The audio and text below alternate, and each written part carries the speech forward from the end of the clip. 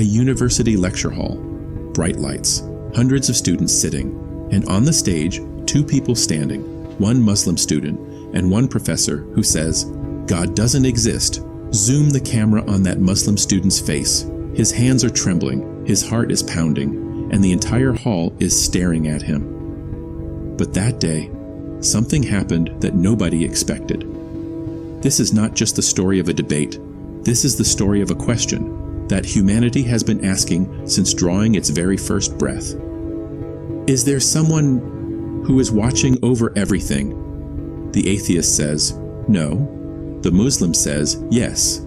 And today we are going to find out who makes more sense, who speaks with more logic. But I promise you, by the end of this video, this won't just be a debate anymore. It will shake something deep inside you. So let's begin. Professor Aryan Kapoor, a top-ranked philosophy professor, internationally published, best-selling books on atheism. He had one single belief: science is the only truth.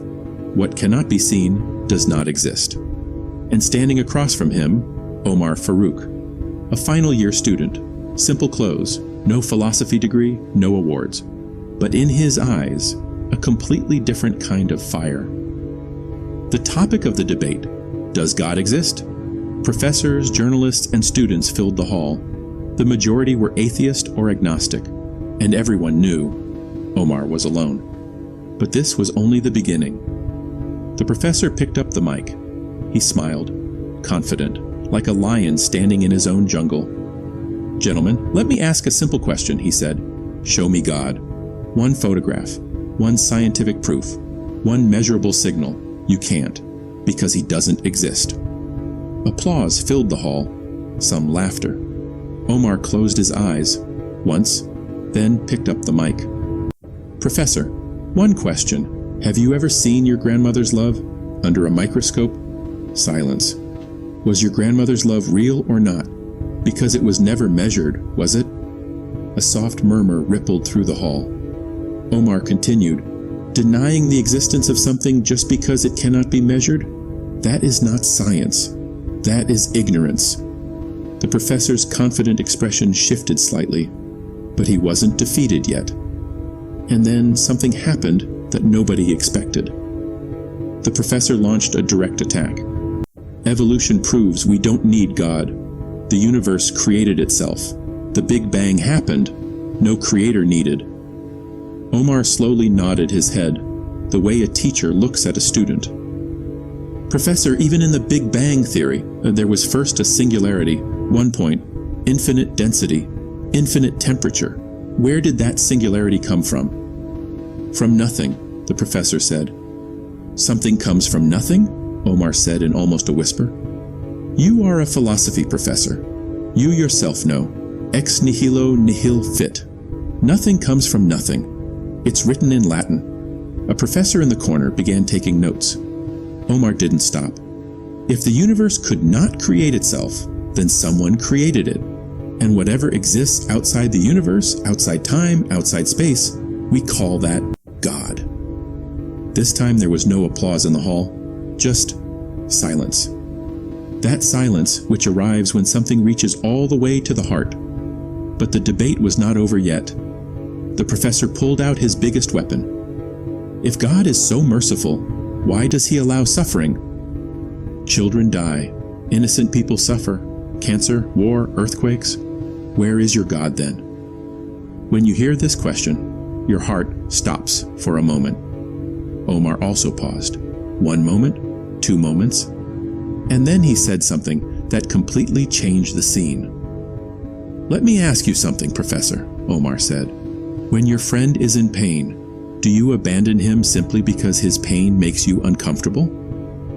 "No, of course not," the professor said. "Then why do you expect God to simply never allow pain to exist? A mother takes her child to get an injection. The child cries. Is the mother cruel? Or does the mother know there is a little pain, but it is necessary for a better future?" Nobody moved in the hall. Islam says this world is a test. It is not permanent, and every tear will be accounted for. Every injustice will be answered. In atheism, commit injustice, die, finished. No accountability, no justice. Is that not more cruel? A journalism student put down his pen. He was simply listening. The debate was taking a completely different turn. The professor made one last attempt. Religion causes war, crusades, terrorism. More people have died in the name of God than anything else. Omar took a deep breath. Professor, Hitler was an atheist. Stalin was an atheist. Mao Zedong was an atheist. These three alone killed more than 100 million people in just the 20th century, without any religion. So should we blame atheism for murder? That's not fair, the professor said. Exactly, it is not fair. And that is why blaming Islam for people who don't even follow Islam's rules, that is also not fair. You blame a book for people who never even read the book. Some people were unconsciously nodding their heads, agreeing. And then came that moment. Omar placed the mic down. The lecture hall was completely quiet. He looked directly into the professor's eyes. Professor, I cannot convince you. That is not my job. It is God's job to change hearts. My job was only this, so that you don't think that people who have faith are foolish or uneducated. I want to say one thing, just one. If I am wrong, if God does not exist, then my life had one extra thing in it: prayer, patience, gratitude, good character, no loss at all. But if you are wrong, if God does exist, then your entire life, Omar paused. Pin drop silence in the hall. Becomes a very big question. The debate ended. People stood up. Applause broke out. But that applause was not for just one side. That applause was for the people who were thinking.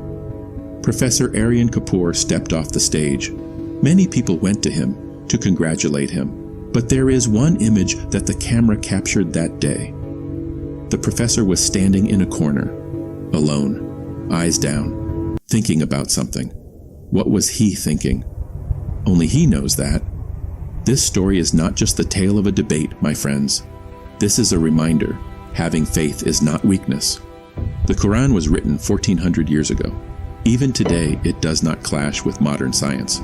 The Big Bang, it's in the Quran. Embryology, it's in the Quran. Embryology, it's in the Quran. The expanding universe, it's in the Quran. How can any book be this accurate? When at that time there were no scientific instruments, there is only one answer. And that answer is found in the heart, not just in the mind. Imam Ghazali once wrote, "The intellect has its own limits. Just as eyes cannot see in the dark, the mind alone cannot reach faith." So if today you are passing through a question, does God exist? That is not weakness. That is the beginning of a journey. And what about Professor Aryan Kapoor? 3 months later, in a university lecture, he said to his students, "In my entire life, I heard an argument for the first time for which I had no answer." He said nothing more after that. But those who were in that lecture say his eyes held something different. But the real story was about to begin. Because in that hall, there was one more student, silent, in the corner, who was neither Muslim nor atheist, who was simply searching. And his story, that is the next chapter. This conversation sometimes changes a person's entire life. Don't forget to watch the next part, because when that student speaks, the entire picture changes.